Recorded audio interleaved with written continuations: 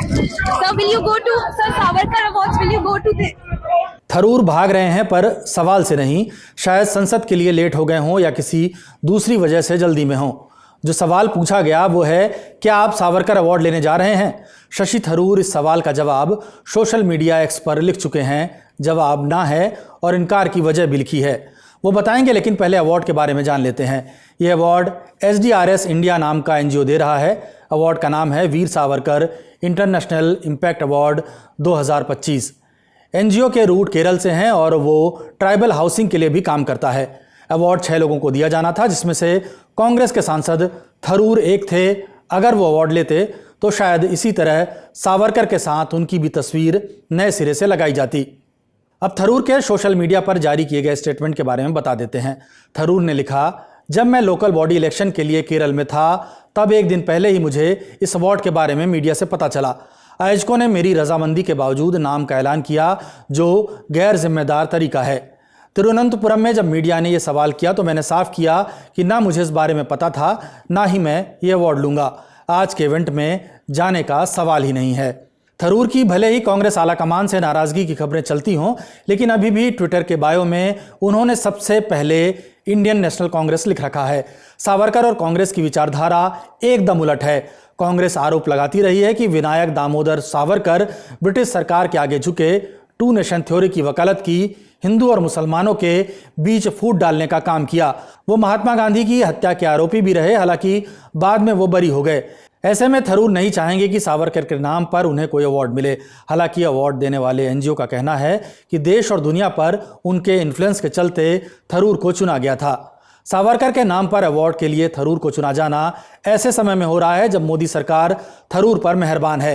हाल ही में जब रूसी राष्ट्रपति पुतिन भारत आए थे तो डिनर में नेता प्रतिपक्ष राहुल गांधी को नहीं बुलाया गया था, लेकिन लिस्ट में थरूर का नाम था। थरूर गए भी। सवाल उठे तो उन्होंने साफ किया कि उन्हें chairman of external affairs committee की हैसियत से बुलाया गया था। उन्होंने ये भी कहा था कि LOP राहुल गांधी को भी बुलाया जाना चाहिए था। जब मैं पहले चेयरमैन था तो मुझे बुलाया जाता था, वो रुक गए बीच में, तब इस बार हो गया। इसी साल मई में पाकिस्तान के खिलाफ जब ऑपरेशन सिंदूर चलाया गया तो उसका संदेश देने के लिए दुनिया भर में सरकार ने जो डेलीगेशन भेजे, थरूर को उनमें से एक का नेतृत्व करने का मौका मिला। वो अमेरिका भी गए। लौटे तो PM मोदी से उनके मिलने की तस्वीरों ने सुर्खियां बटोरी। 28 जुलाई को लोकसभा में ऑपरेशन सिंदूर को लेकर चर्चा होनी थी। राहुल ने थरूर को फोन भी कराया, लेकिन उन्होंने ये कहते हुए मना कर दिया कि उनकी लाइन पार्टी लाइन से अलग है। उसके बाद से चर्चा जोर पकड़ती रही कि कहीं वो बीजेपी में तो नहीं जा रहे। कई बार मैंने उनसे इस पर पूछा भी है, उन्होंने कहा राजदीप मैं कहीं नहीं जा रहा, मैं नेहरूवियन सेक्युलरिस्ट अपने आप को मानता हूं।